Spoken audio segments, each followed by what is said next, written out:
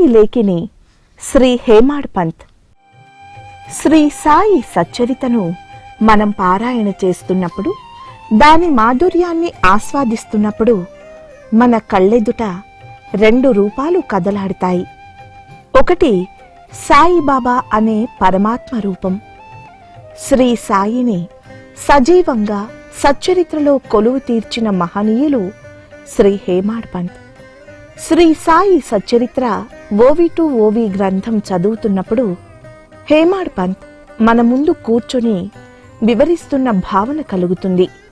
మంగళాచరణం నుండి చివరి అధ్యాయం వరకు ప్రతి అక్షరం అమూల్యంగా అనిపిస్తుంది. ప్రతి అక్షరంలో హేమాడ్ పంత్కు బాబా పైన ఉన్న ప్రేమ కనిపిస్తుంది. ప్రతి సందర్భంలో శ్రీ సాయిబాబా కృప కరుణపై వారు రాసిన వ్యాఖ్యానాలు ఎంతో మృదుమధురంగా భక్తుల హృదయాలను హత్తుకుంటాయి. ఇది హేమాడ్ పంత్ అంతరంగంలో సాయి పట్ల ఉన్న ప్రేమ స్వభావానికి నిదర్శనం. ఎవరికీ అంతు చిక్కని శ్రీ సాయిబాబా ఎవరు అన్న ప్రశ్నకు శ్రీ హేమాడ్ పంత్ చదువరుల పరిణితికి తగినట్లుగా సచ్చరిత్రలో సవివరంగా తెలియచేశారు. సాయి భక్త ప్రపంచానికి శ్రీ సాయి సచ్చరిత్ర ఒక దిక్సూచి. శ్రీ సాయిబాబా తత్వం పైన ఎన్నో గ్రంథాలు వచ్చినా వాటన్నింటికీ మూలం సాయి సచ్చరిత్రే.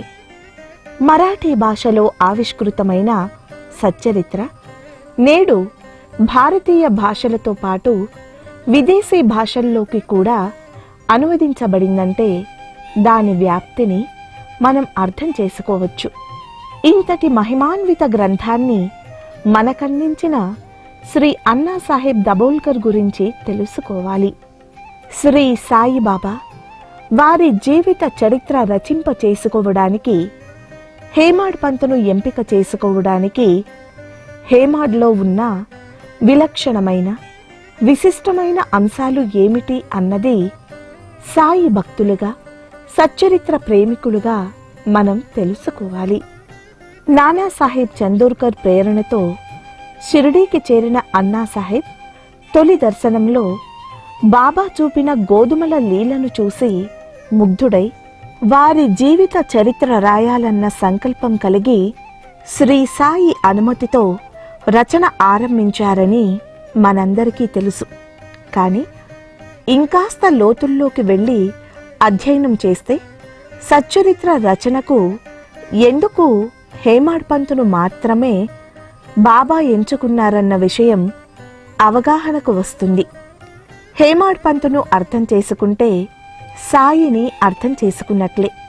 వారు సాయి ప్రేమ అంతరంగాన్ని మదించి సచ్చరిత్ర అనే అక్షర అమృతాన్ని భక్తలోకానికి అందించారు. హేమాడ్ పంత్ ఎవరు? హేమాడ్కు బాబాకు ఉన్న సంబంధమేంటి? హేమాడ్ పంత్నే బాబా ఎందుకు ఎంచుకున్నారు? ఈ విషయాలు తెలుసుకోవాలంటే హేమాడ్ జీవితాన్ని అవలోకనం చేసుకోవాలి.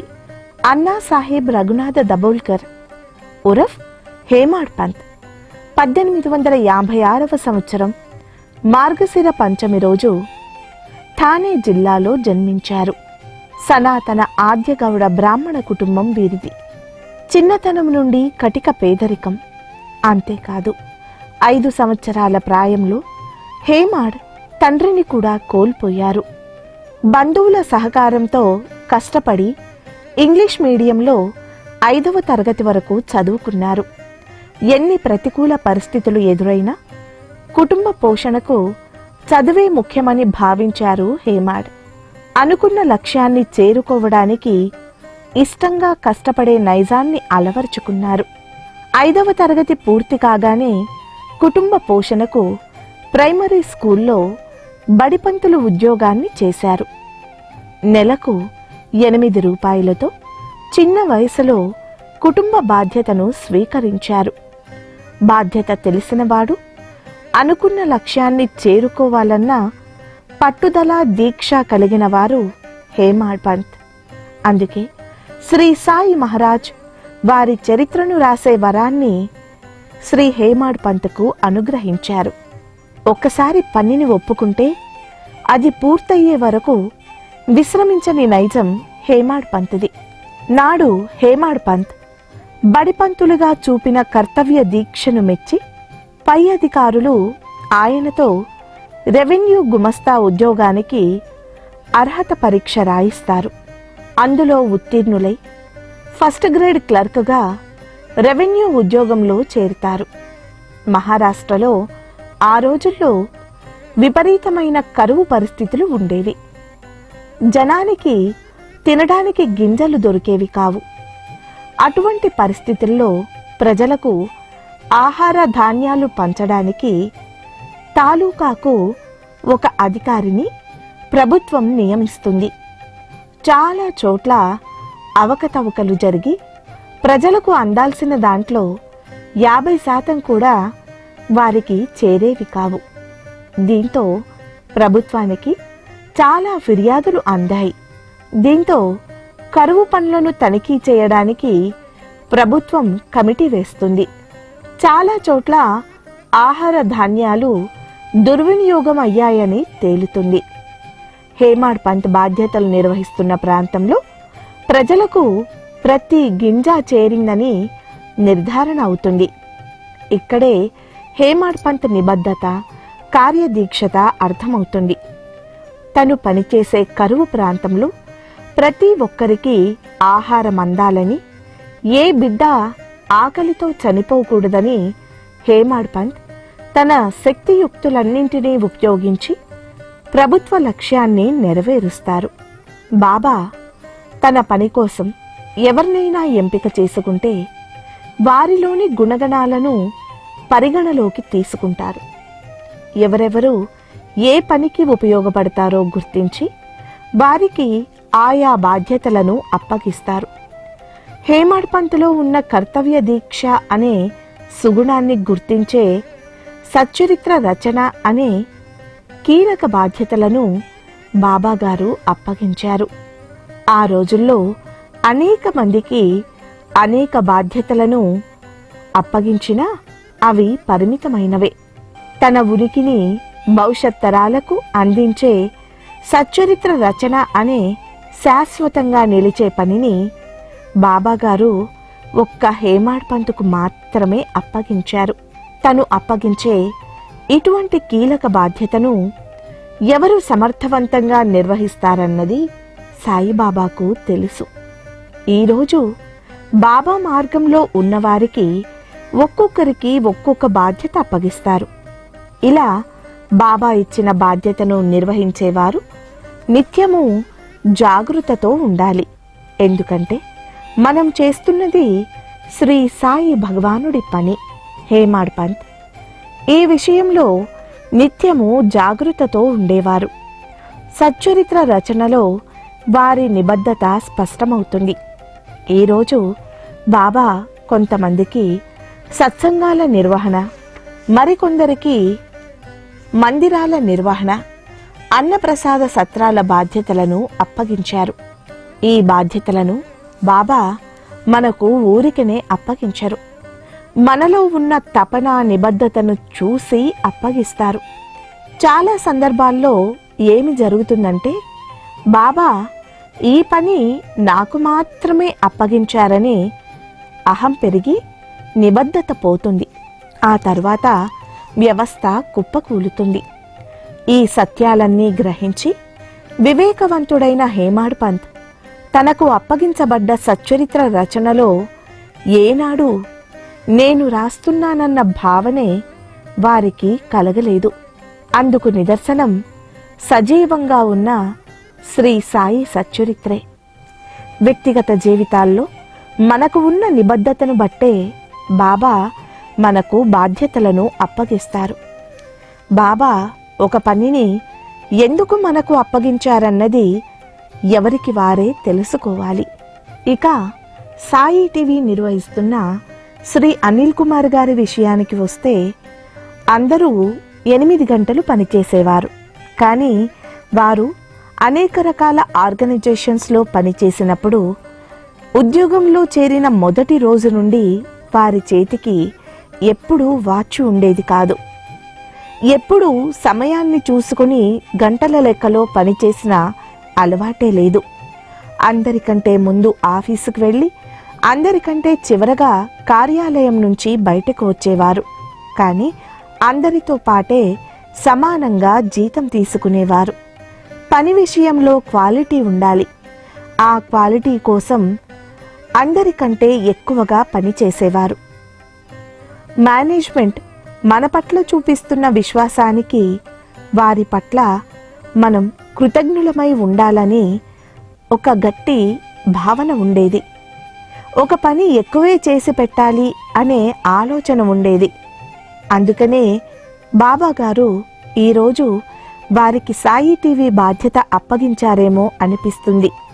ఇక మళ్ళీ హేమాడ్ పంత్ గారి విషయానికి వస్తే, శ్రీ హేమాడ్ పంత్ గారిలో ఉన్న విశేషమైన లక్షణాలను బాబా గుర్తించి తొలి దర్శనంలోనే సచ్చరిత్ర రాయాలన్న సంకల్పాన్ని కలిగించారు. హేమాడ్ పంత్ ఒక 5-6 దర్శనాల తర్వాత బాబాని అడగవచ్చు కదా. తొలి దర్శనంలోనే శ్రీ సాయి సచ్చరిత్ర రాయాలన్న కోరిక కలిగింది. అది హేమాడ్ పంత్కు కలిగింది కాదు, బాబాగారు ఇచ్చిన అద్భుతమైన ప్రేరణ అది. గోధుమలు విసిరి ఆ పిండిని చల్లి కలరా జాడ్యాన్ని తరిమివేసిన అద్భుతమైన లీలను నేను చూశాను. ఇలాంటి అద్భుతమైన ఈ లీలలన్నింటినీ భవిష్యత్ తరానికి అందించాలి. బాబాను మేము దర్శించలేకపోయాము, వారు చేసిన లీలలను మేము చూడలేకపోయాము అని భవిష్యత్తు తరం బాధపడకూడదు. వారికి బాబాను చూడలేదు అనే లోటు ఉండకూడదు. ఇందుకు శ్రీ సాయి సచ్చరిత్రలో బాబా గారి యొక్క ఆత్మస్వరూపాన్ని నిక్షిప్తం చెయ్యాలి అనే ఒక అద్భుతమైన తలంపు శ్రీ హేమాడ్ పంత్ గారికి వచ్చింది. ఇంత అకుంఠిత కార్యదీక్ష ఉంది కాబట్టే మహిమాన్వితమైన సాయి సచ్చరిత్ర లిఖించే కార్యాన్ని బాబాగారు హేమాడ్ పంత్కి అప్పగించారు. బాబాగారి వద్దకు అప్పటికే చాలామంది భక్తులు వచ్చారు. మొదటగా శ్రీ నానాసాహెబ్ చందోర్కర్కు హేమాడ్ పంత్ కన్నా అద్భుతమైన ఆధ్యాత్మిక జ్ఞానం ఉంది. భాగవతాన్ని, శ్రీ ఏకనాథ భాగవతాన్ని అవపోసన పట్టినటువంటి నానా భగవద్గీతలోని శ్లోకాలను కంఠతా చెప్పగలిగిన పాండిత్యం కలవారు. అత్యంత చాకచక్యంగా లోక వ్యవహారాలు తెలిసిన హరిసీతారాం దీక్షితుకు సాయి చరిత్ర రాయాలన్న తలంపు రాలేదు. శ్రీ దాసగణ మహారాజ్ గారికి బాబా చరిత్ర రాయాలి అనే సంకల్పం ఉన్నప్పటికీ తను రాసిన మహాత్ముల చరిత్రలలో సంత లీలామృతంలో బాబాగారి లీలలను 52, 53 2 అధ్యాయాలలో మాత్రమే పొందుపరిచారు. తాత్యా సాహెబ్ నూల్కర్ లాంటి అనేక మంది భక్తులు బాబాను చేరారు. ఎప్పుడూ బాబాను అంటిపెట్టుకున్న వీళ్ళందరినీ కాదని తన చరిత్రను రాసే అద్భుతమైన అవకాశాన్ని కేవలం హేమాడ్ పంత్ గారికే అప్పగించారు. నిజంగా ఎంత అదృష్టం ఉంటే అది దక్కాలి. చిన్ననాటి నుండి కష్టం తెలిసినవాడు. బడిపంతులు ఉద్యోగం నుండి రెసిడెంట్ మెజిస్ట్రేట్ వరకు ఎదిగారు. సాయితో సహచర్యం చేసిన భక్తులను బాబాగారే స్వయంగా తన అవతార కార్యం కోసం భూమి మీదకు తీసుకొచ్చుకున్నారేమో అనిపిస్తుంది. తనతో రుణానుబంధం ఉన్న వారందరినీ తన చెంతకు చేర్చుకున్నారు. హేమాడ్ పంత్ జన్మించిన నుంచే బాబా వారిని గమనిస్తున్నారు. మనం ఎన్ని దాచుకున్నా బాబాగారి దగ్గర మన గుణాలు ఏవీ దాగవు. మన స్వభావాన్ని బట్టే ఆయన మనకు పనులు అప్పగిస్తూ ఉంటారు. కరువు పనులు అత్యంత చాకచక్యంతో నిర్వహించడం వల్ల 1903లో ఆయన పనికి మెచ్చి అధికారులు ఆయనను బాంద్రాలో రెసిడెంట్ మెజిస్ట్రేట్గా నియమిస్తారు. 5వ తరగతి చదివిన విద్యార్థి అంచెలంచెలుగా ఎదుగుతూ తనకు దక్కిన బాధ్యతను అకుంఠిత దీక్షతో చేశాడు. ఒక్కొక్క మెట్టు ఎక్కాడు. అందుకే సాయి సచ్చరిత్ర రచన అనే మహాయజ్ఞాన్ని బాబా శ్రీ హేమాడ్ పంత్కు అప్పగించారు. ఏదైనా పని చేయాలంటే సకల సౌకర్యాలు మనం కోరుకుంటాము. లీలలను రాసుకోవడానికి కాగితాలు కూడా లభించని పరిస్థితి.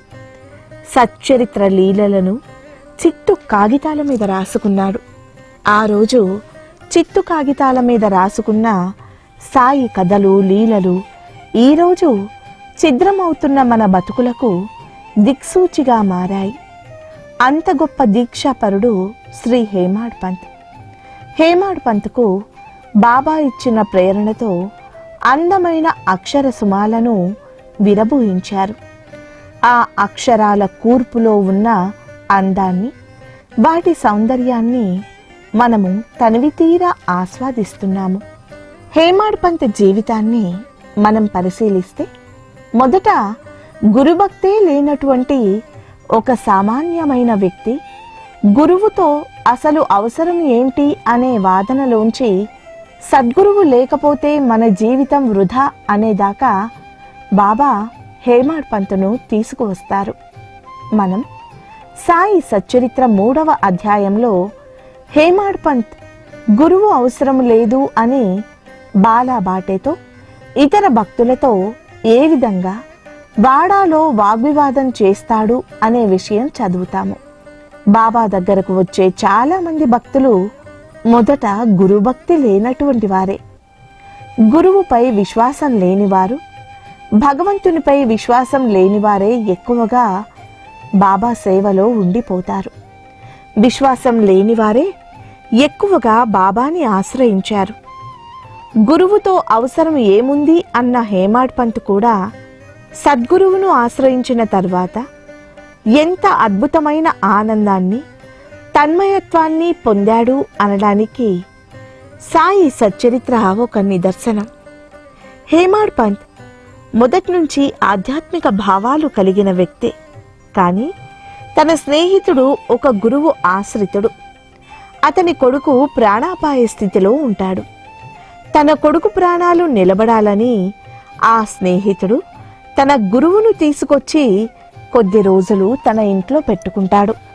అయినా ఆ పిల్లవాడి ప్రాణాలు నిలబడవు. అప్పుడు హేమాడ్ పంత్ స్నేహితుణ్ణి అడుగుతాడు, నీ కుమారుణ్ణి రక్షించలేని గురువు నీకెందుకు అని. మన జీవితంలో భగవంతుడు తప్ప గురువు ఎందుకు అనే భావనలో నుంచి సాయిని ఆశ్రయించిన తరువాత సద్గురువు లేకపోతే ఈ లోకమంతా శూన్యం అనే స్థిరత్వానికి హేమాడ్ పంత్ వచ్చారు. శ్రీ సాయిబాబాని మించిన సద్గురువు కానీ దైవం కానీ మరెవరూ లేరు అనే విషయాన్ని పదే పదే సచ్చరితలో హేమాడ్ పంత్ మనకు చెబుతారు. సద్గురువు పాదాల చెంత పొందినటువంటి ఈ అనుభవాన్ని శ్రీ సాయి సచ్చరిత్ర ద్వారా హేమాడ్ పంత్ మనకు అందించారు. హేమాడ్ పంత్కు ఇదంతా ఎలా ప్రాప్తించింది? హేమాడ్ పంత్ ఇంత అద్భుతంగా సాయి అంతరంగాన్ని ఆవిష్కరించడానికి కారణమేంటి అన్న విషయాలను పరిశీలిద్దాం. 1903 నుండి 1916 వరకు కూడా బాంద్రాలో రెసిడెంట్ మెజిస్ట్రేట్గా పనిచేసే సమయంలో కాకాసాహెబ్ దీక్షిత్తో పరిచయం ఏర్పడుతుంది. ఇద్దరూ రోజు ఏకనాథ భాగవతాన్ని పారాయణ చేయడం, అందులో విషయాలు చర్చించడం జరిగేది. అంతేకాకుండా వారిద్దరి మధ్య ఒక ఒప్పందం ఉంటుంది. అదేమిటంటే, మనం కేవలం ఈ పుస్తకాలు చదవడమే కాదు, ఈ పుస్తకాలను అర్థం చేసుకోవాలి. మనం అనేక ప్రదేశాలలో తిరుగుతూ ఉంటాము, అనేక మంది వ్యక్తులను కలుస్తాము. ఎవరైనా మహాత్ముడు నీకు కానీ నాకు కానీ తారసపడితే ఆ విషయాన్ని నువ్వు నేను పంచుకొని ఆ మహాత్ముణ్ణి మనిద్దరం కలిసి దర్శిద్దాం అని ఒక ఒడంబడిక చేసుకుంటారు. ఎంత గొప్ప ఒప్పందమని 1909లో కాకాసాహెబ్ దీక్షిత్కు బాబాగారి ప్రథమ దర్శనం దొరుకుతుంది. బాబాగారి ప్రథమ దర్శనంతోనే హరి సీతారాం దీక్షిత్ సాయి సద్గురువు చరణాల వద్దే జీవిత పర్యంతం గడపాలి అనుకుని ఎక్కువ సమయం అక్కడ గడుపుతారు. హేమాడ్ పంత్ దీక్షిత్ గారి మధ్య ఉన్న ఒప్పందం ప్రకారం బాబాగారి తొలి దర్శనాన్ని లేఖ ద్వారా హేమాడ్ పంత్ గారికి తెలియచేస్తారు. ఆ సమయంలో హేమాడ్ పంత్ బాంద్రా నుంచి ఆనంద్ అనే ప్రదేశానికి మెజిస్ట్రేట్గా విధులు నిర్వహించడానికి బదిలీ అవుతారు. ఈ సందర్భంలో కాకా సాహెబ్ హేమాడ్ పంత్కు లేఖ రాస్తారు. నేను అద్భుతమైన ఆనందాన్ని పొందాను షిరిడి అనే గ్రామంలో. ఇది రహతా తాలూకాలో ఉంది. మనం వెళ్ళి శ్రీ సాయిబాబా అనే మహాత్ముణ్ణి దర్శించవచ్చు అని లేఖలో రాస్తారు. తర్వాత హేమాడ్ పంత్ బాంద్రాలో కొద్ది రోజులు ఉండి ఆ తర్వాత కాకాసాహెబ్ దీక్షిత్తో షిరిడి వెళ్ళాలి అని నిర్ణయించుకుంటారు. ఇందుకు ఒక నెల రోజులు సమయం కోసం ఆనంద్లో ఉన్న కమిషనర్కు హేమాడ్ పంత్ అర్జీ పెట్టుకుంటారు. కమిషనర్ సెలవు ఇవ్వకపోగా తానే క్యాంపు నిమిత్తం ఆనంద్కు వస్తానని సమాచారం ఇస్తారు. అక్కడ ఉన్న రెసిడెంట్ మెజిస్ట్రేట్ కమిషనర్ వెంట తప్పకుండా ఉండాల్సిందే. అందుకని హేమాడ్ పంత్కు సెలవు పెట్టడం కుదరదు. ఇదే సమయంలో బాబాగారి లీల జరుగుతుంది. బాంద్రాలో ఉన్నటువంటి సబ్ కలెక్టర్ ఆకస్మికంగా మరణిస్తాడు. అప్పుడు అక్కడ ఉన్న మెజిస్ట్రేట్ను డిప్యూటీ కలెక్టర్గా అపాయింట్ చేస్తారు. బాంద్రాలో రెసిడెంట్ మెజిస్ట్రేట్ పోస్టు ఖాళీ అవడంతో హేమాడ్ పంత్ను తిరిగి బాంద్రాకు బదిలీ చేయడం జరుగుతుంది.